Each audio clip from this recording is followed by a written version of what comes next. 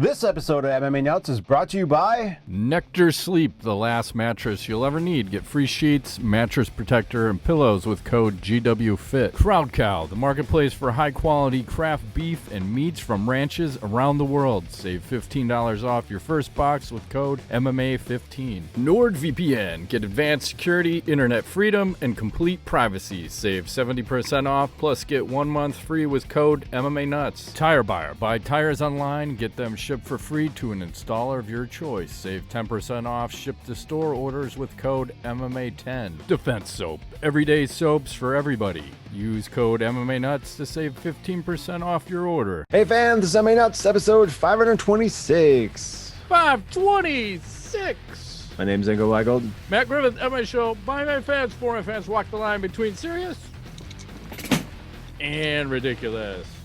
What's happening? The world. It's I had something witty to say, but I forgot what it is. I hear you. You know what I'm saying? Yeah, we were off for a week. I was ill last week. I needed a mental and physical break from comedy and our MMA. Yes, so you took a mental health day. I did. I thought it was necessary. The whole world just shook there. Did you feel it? It did. Like, oh my God, he's fucking his iMac up or whatever with their fancy new ones in multicolors. They're going old school like they used to with those other Reminds ones. me of that chiclet design Mac from the past. Used to make bank selling those in the day. Fuck yeah, because people would sell those things to me on the dirt cheap because Apple would never let people recertify them or refurbish them, so you'd always get them from these third-party refurbishers, and fuck, man, you make bank. You'd be making 40 points on those. 40 points? Yeah. That's pretty serious money. It is. In computers, it's unheard of. Yeah, 4 points is good in computers. Yeah. And I ran the laptop category at 10 points, bitches. And a lot of people are like, what the fuck's that guy talking about? Like, I don't know. I just do works. Yeah. So some fights over the weekend. I want to start with the bare knuckle fighting championships. Okay. So I just subscribed to their app, which was a little confusing to get on because I tried to do it on the desktop through the website and it wouldn't. It's like, your money is no good here, sir. We will not take it. So you had to download the app on the iPhone, and then I actually got it on Google Play so I could see it on my Chromebook. It was only $59.99, and that gives me access to every single fucking fight these guys offer. So I got to see Thiago Alves versus Yuli Diaz in just a war where these guys just basically stood in front of each other. And it's 5 2-minute rounds. And I always thought it was weird because here you have Alves, right, who his best weapon is his leg kick, and he can't fucking use it. So these guys just basically phone booth fought, and Alves got dropped in the second round. And then in the third round, he came back and dropped Diaz 3 times, and Diaz barely makes it out of the round. And then the doctors come in and are like, oh, stop the fight. Like, this fucking thing's over. So Alves becomes the first bare knuckle fighting championship middleweight champion. So that was pretty cool. I like seeing him fight again because and he looks swole. The pitbull. He's back on. A lot of people are on some shit, which is great. And then the other fight I want to mention, I didn't know Joe Riggs was still alive, but it was Hector Lombard versus Joe Riggs, and wow, Hector Lombard looks like a pack of wieners, like of ballpark Franks, if you will, like just swole. So imagine Riggs, who's fought at 170 and all the way up to heavyweight, and I believe this one was at 205, which they call cruiserweight and bare knuckle. Mm-hmm. So Lombard had the size advantage, and it's kind of back and forth, but I would say it was kind of leaning towards Lombard. And then Riggs was having some success in the fourth round. Lombard starts grabbing and pulling on the shorts, so the ref is trying to break them. And then Lombard lands a punch to Riggs in the eye. Riggs thinks he gets eye poked and goes down. They pause all the action, and it was really like an illegal blow at that point. But then Riggs is like, I can't fucking see. I'm not continuing. So then Lombard gets a TKO win, which is weird. I didn't think you can win off an illegal blow, but in my book, it should have been a no contest. And Lombard becomes the cruiserweight champ. And then what happens? Like a little chaos? Well, Lorenzo Hunt, another bare knuckle fighting championship fighter, comes into the ring right after. Here you can see Hunt on the left and Lombard on the right. And there you go. He's like, you better back off me. You better back off me. Yeah. And Riggs is breaks up the fight there. He's like, hey, guys, take it easy. Take it easy. But I think that was not expected. I think there was no script there, and no, didn't know that was going to happen. No, because he didn't even get interviewed. Like the announcer's just coming up to be like, "Hey, Hector," and then he's like, "Oh, Jesus," and all that. And those strikes came so fast and furious. There was no question from Lombard. He's like, "Fuck this, I ain't fucking around." So. Good on him. I like me a little weird shit. And this, that little thing that happened was probably the best thing that could happen for bare knuckle fighting championship. It's some heat, right? Yeah. That shit's making the rounds. I believe it was one of the top things on Reddit. So that made its rounds, and that's what they need. They need free pub. Because then you have July 23rd is the Paige VanZant versus Rachel Ostovich. Okay. And I feel like if I say one of their names, I need to at least show a picture because it's like the Candyman.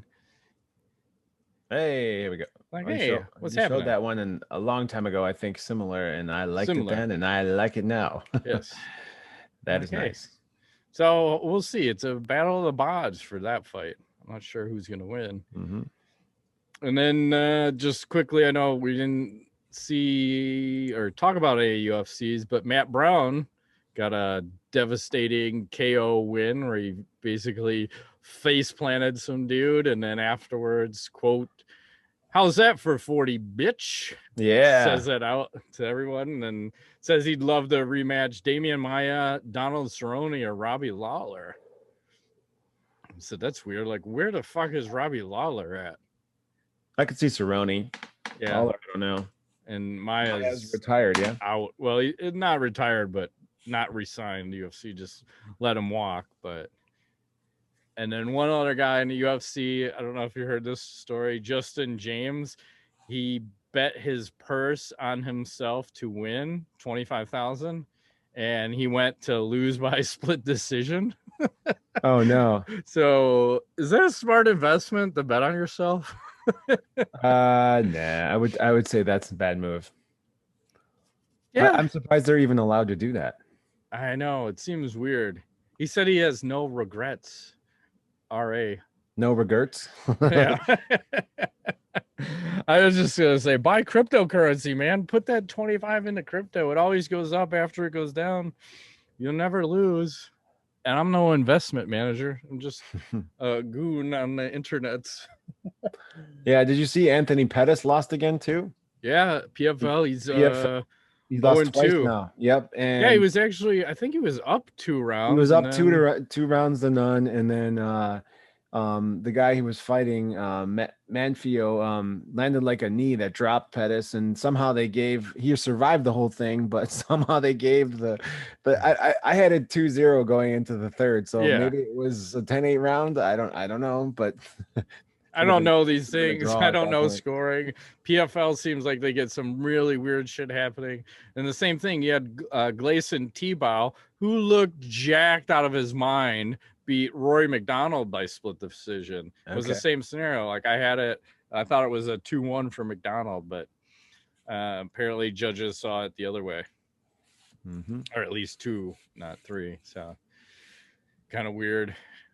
What else is happening out there? Well, I have something I would like to share with you.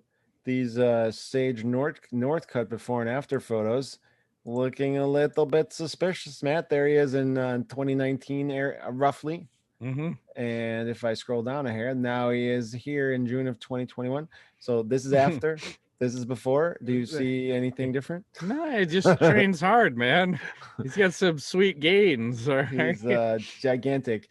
My guess is that boy is ending up somewhere in the bodybuilding scene or something, because he's. Well, I believe that's what his dad did, and I thought his dad got busted for like a bunch of dealing steroids and stuff. Yeah, and I don't remember all that, but it's the same thing like anymore with that. Miesha Tate, the pictures of her floating around. You have those? Like, if not, I can. Well, it's the split of both of them. Oh, you got the split. Nice. Like, and she was talking about how she's in some of the best shape of her life and showing her training. I was like, oh my God. Even she had a baby too, didn't she? Yeah. So right there. Like, holy crap. And I believe she comes back. I want to say it's in July is when she's having her UFC fight. And I forgot against who, if it's even announced. But yeah, it should be interesting to see. I like both of these people. This story just came in, Ingo. The UFC had just announced Derrick Lewis versus Cyril Gane for the interim heavyweight title. This is from Brett Okamoto. Okay. UFC 265 on August 7th. They said Ngannou unavailable to defend his title in June or August. And this is all coming as a shock to Ngannou's agent. So little weird, no? That we were supposed to get Jones versus Ngannou. Now Ngannou can't fight. I don't know if he's injured. I don't know what the story is, but now you're going to make an interim belt when the champ isn't injured. I don't get it. Don't know. I think some fuckery going on there, Matt. Yeah, I think the rumor is some contract bullshit. We're trying to force him into taking a fight at a low pay. And I think he was the one that was coming out saying, wow, look at all these YouTubers fighting all these UFCers or former UFCers and getting paid. Like, why can't I get paid? So I wonder if this is a little of the Dana White retribution, where he just is like, hey, fuck you, you're going to fight at this amount, and there's no renegotiation. You heard me. And negotiating. Well, I can't be negotiating on my time. I'll negotiate on your times. Don't mind as I pour myself another beverage and stir it. Stirred, not shaken. So we'll see what comes of that. It's kind of interesting. And I was talking to you about this Joe Schilling. I got to pull this up. So apparently Joe Schilling was out. I can't play the audio because I think there's some music playing in the background. So we'll watch this video, and it says Joe Schilling in a bar. I need to know, is this self-defense or not? So let's just share this, and here we go. That's him in the suit and tie? Oh, hang on. It got real loud for me. So there's some guy just hanging out, being goofy. Here comes Joe getting ready to walk by, bumps him. He's like, excuse me. Guy says something, and Joe just fucking KOs him and walks off. Okay, looks pretty drunk and harmless. Yeah. I don't know. I got to go to the slow-mo here because I see a arm move here. Right, see right there, and Joe's reflexes that looked like a threat to me. Ingo, he got in his face. Jesus Christ, the guy didn't even know who he was messing with, and he thinks he's Jesus Christ now. So, is that self-defense or not? That's the question I ask. I love how your measured response there with your sigh, but go ahead. I want to say yes, but it looked like no.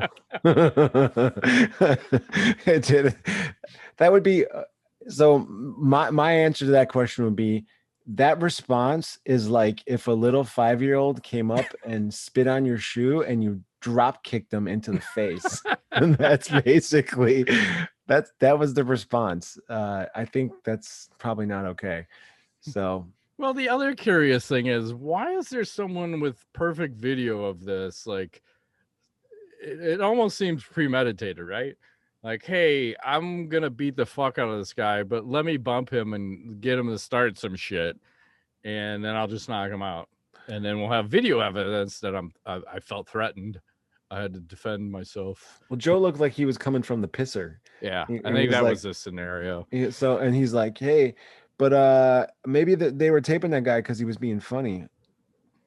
So I don't know. To me, it looks like 100% self-defense. I mean, you don't know what was in that guy's pockets. He looks like he was reaching. It was coming right for me, man. I didn't take him out. I can't be shot. Oh, yeah. So we'll just say inconclusive. How's inconclusive, yes. Okay, fair enough. What else is happening? Remember when there was that craze about people kicking the tops of bottle caps off all the time? Yep. Well, check this out. I don't know how old this kid is, but get this man a contract. Whoa. Get this man a contract. Look at him turn those hips over. Wow. Well, that was like some Jean-Claude Van Damme shit right there. Wow. Well, they probably starved this kid for 3 weeks and said, the only way you get to drink this is if the cap comes off when you kick it. And inside is sugar water. That's right. And you cocaine. Yeah, they laced it with Coke and crack rocks. Sprinkle it on them. Sprinkle some crack rocks. Yeah. Dave Chappelle. That's right. I'll never know what hit them. So I was watching the Real Sports on HBO. They had an interesting story, and they're so biased when they cover some of this. So remember in MMA back in the day when Johnny Hendricks was part of Team Takedown, and I forget what the group was, if it was just a Team Takedown group, but there was a group that was fronting him a bunch of money, like basically a salary that he could live on. Yeah. And then they were taking an egregious amount of 50% of whatever he made in MMA. And at the time he was happy until he became champion, and then he was super unhappy and fought to get out of it.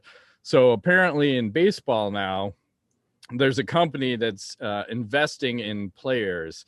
So they're taking anywhere from 10 to 15% of anybody that they've invested in, and they will give the person like hundreds of thousands of dollars to take 10 to 15% of their entire Major League Baseball earnings over the lifetime of it. Wow. So, and the guy who started this company, he was a minor leaguer, and he was saying, and he also made it to majors, had some success, got injured, but he was saying that they're only making about $5,500 a year in the minor leagues. So you're sleeping like 6 guys to an apartment, and you're eating shitty food. You're not getting the best quality of training. So his argument was basically you're going to have better food, better training, your own apartment. So you're going to have a better chance to make it to the pros if we invest a ton of money in you. And obviously they're not going to win on all their bets, but they have like all these mathematicians, algorithms, whatever. But he was saying they have something like 300 players right now that they're investing in, and they've already had 60 guys make it to the pros, which is crazy. That's pretty good. Yeah, but it seemed like HBO was so against this, and my question is like, why? Because like I get the argument of you're making the investment, you're taking the chance, you're making the bet, and I understand that these guys are struggling and maybe they're always not making the right decisions, but you tell me, is it a good thing or a bad thing, and why? It sounds good in theory, but it reminds me a little bit of like the old way the record industry used to be, where they raped artists. But I don't know if this is considered raping them, because you think an agent probably takes about that much too, right? It's not like it's 30, 40, even 50% would be obscene. Yeah, I'd say if you're at like anything over 20, there's a problem. But if you're in that like 10 to 15, like probably not the worst deal. Seems fair. Right. To give you as much of an advantage as you can to get to the majors, right? Yeah. Yeah, I think it seems okay to me. I don't think it's that I don't have a problem with it. Yeah. I mean, it's just because it didn't work in MMA, because it's probably how many champions do you actually get when you think about what's the average salary for a MMA fighter versus what's the average salary for a pro baseball player, right? I think pro baseball is at least 500,000, if not more by now. And MMA, I don't even know what the average is. It's maybe 100,000, maybe over 100. So it's weird. I bet you it's lower than that. It might be. And, you know, career-ending injury, there's no guaranteed money in MMA. There's guaranteed money in pretty much all the other sports where you sign your contract, and if you get fucked up, you're still getting a good portion of it. So it was interesting to see their bias because they were so against it. And I thought you're supposed to be independent as like a news agency. They're trying to shit all over it, but they're not mentioning, well, what about your sports agent taking your 10%, and how hard does that fucker work? And then he makes all your money. You know, it's the same scenario, but these guys are actually giving you the money where nobody else is giving you the money. So I'm for that, regardless of what they say. So what else is happening? I don't have any MMA news left, but I want to show you something real quick. It's a little slightly off topic, but not that crazy. So I watched this video the other day. I don't know if you saw this. Pro surfer Billy Kemper and his son surfing together, right? The kid's wearing a life vest, by the way. Okay. And they're doing all, you know, they're riding. Obviously, this guy's professional and knows what he's doing and is amazing at surfing. So I question, as a dad, like, do you think this is good parenting, bad parenting? Well, it depends how skilled am I. And I want to say this looks like a controlled wave that they're on. It is. It's one of those where a train drives by and then it makes the wave. So you know exactly what you're getting into. So from that standpoint, this is about as controlled of a circumstance that he could be in. And if he's an expert in the sport, I'm kind of okay with that. Would I personally ever do that? Never. I don't give a fuck how good I am at anything. I'm never gonna risk my child's life on that, but I'm not gonna tell someone else to not do that. Like, hey, if you want to take that chance and lose your kid, that's on you, and you can live with that shit. I'm not doing that. Okay. We are in agreement, sir. I think it's cool, and I'm sure that kid will be a surfer one day, but that's a pretty aggressive wave to be riding with a kid. Maybe a 1-footer. That was at least what, 6 to 8 foot wave. Yeah, it's pretty up this high. When you eat shit, that's gonna fucking hurt. Doesn't feel good. Bad. But maybe they have a soft sand landing there. Is that how they do it? They drive a train by? I think that's how it is. There's some kind of huge thing that goes by. I thought it was a train, and some of the parks that I've seen, like the behind the scenes thing, and then that just kind of creates that systematic wave where it's very consistent every fucking time, regardless of what else is going on. Because it's basically like their own little reservoir lake that they have, and then it just, and then it reloads, and then like that would be fun as fuck to ride a consistent wave versus whenever you're out in the wild, like good luck. You try to catch something, and luckily I've been lucky and not got fucked up surfing and bodyboarding, but I prefer the bodyboarding because you're not going to go from elevated to fucking down. You're just face in, and your odds are a lot better. Yep. So some fights that got announced, I just saw. Here's an interesting one: Oscar de la Hoya versus Vitor Belfort in boxing. For a boxing match, September 18th on Triller. They said it's an exhibition bout. De La Hoya will weigh 175 pounds and Belfort 190. 10-ounce gloves, 8 2-minute rounds. Who do you think is going to win that? Oscar de la Hoya. Ooh, interesting choice. Why? Who do you think is going to win? I'm going to take Belfort. Really? And I'll tell you why, and I'll back this up. So Anderson Silva, over these past 2 weeks that we didn't talk about, he just boxed the brakes off of Julio Cesar Chavez Jr. in an 8-round boxing match and clearly won a decision, not even close.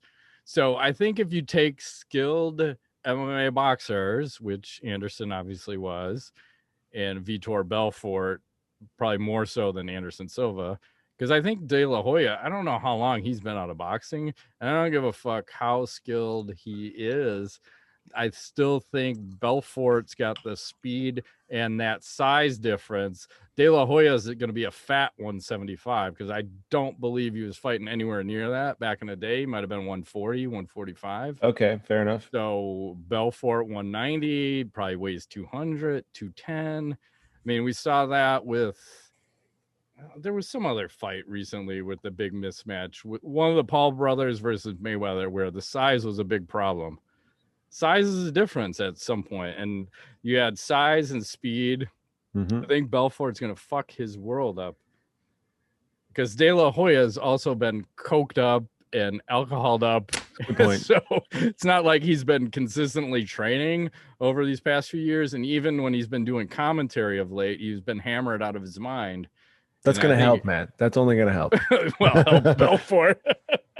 Belfort's been training his whole life for this kind of shit, but it's interesting. And speaking of all that too, now you have Rashad Evans, who said he's coming out of retirement and he's eyeballing fights with like a Logan Paul and a Roy Jones. I'm like, what the fuck, man? Everyone wants a piece of that.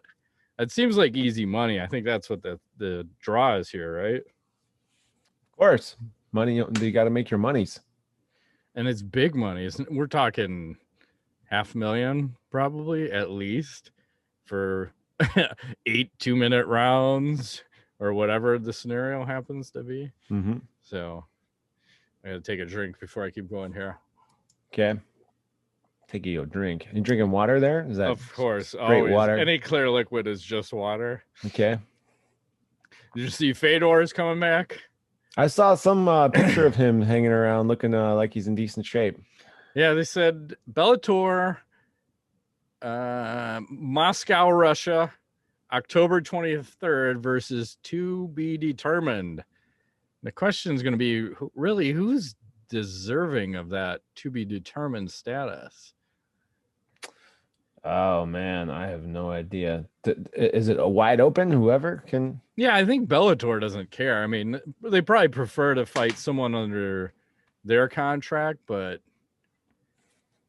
I think Anderson Silva said he'd be open to that, which is weird. I don't know if I want that. And then, fuck it, who else was out there? What about a true heavyweight fight? No weight limit. Fine. You can fight that Pujanowski guy. Yeah.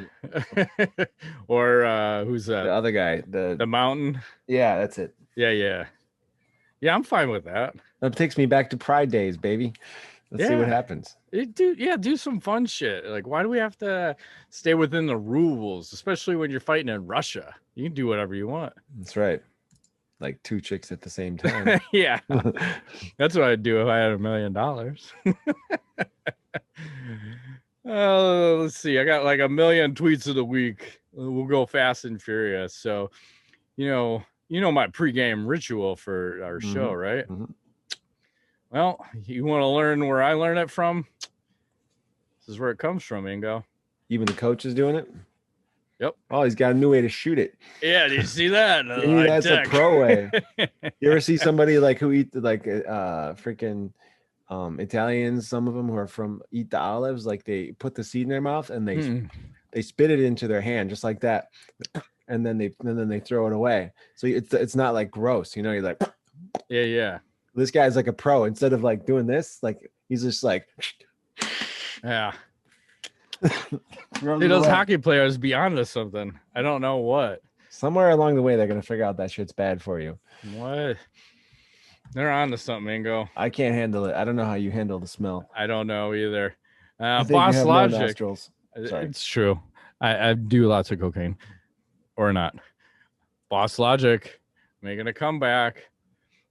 Fight of the year candidate. Perfect. Hezbollah versus Henry Cejudo. At like mini weight, Dana White. Yeah. He's looking Dana good, White. by the way. I know. How about this one's a little sketchy. I don't know. I feel like I need some volume. So we'll do a little volume. Here is Hezbollah fighting a monkey. What the? This is Russia. You can do whatever you fucking want. Ah! Fight the monkey. Fucking monkey's biting him. Oh my God. The fuck, man? Fuck that monkey. They're like totally exploiting this little guy. Well, I was gonna say, is this animal abuse or little guy abuse? I think it's both. What the fuck is going on in Russia? I don't know, but I love it. I love it. Those crazy guys. There you go. Move right along. Korean Zombie in 4, Ingo. Okay. That guy is everywhere, by the way. Yeah. Let's make it a comeback. And apparently someone is selling the doll for that. So it's a figure maker. Hands of Doom has a real winner on the Sons in 4 figurine at 5,200 with a little more than 2 days left. Sons in 4. That's crazy. He's got the Kung Fu action grip. That's what it's all about. Somebody 3D printed that shit or something? I don't know. I think so. There was some guy who used to make those for MMA, but it was always those fake ones where you'd have like the Herb Dean. And yes. I forgot who did that back in the day. Here's a little Edgar Allan Poe. I just came so hard, my insurance rate went up. Like, what? Okay. Don't know what that means, but okay. I don't know, but it's great.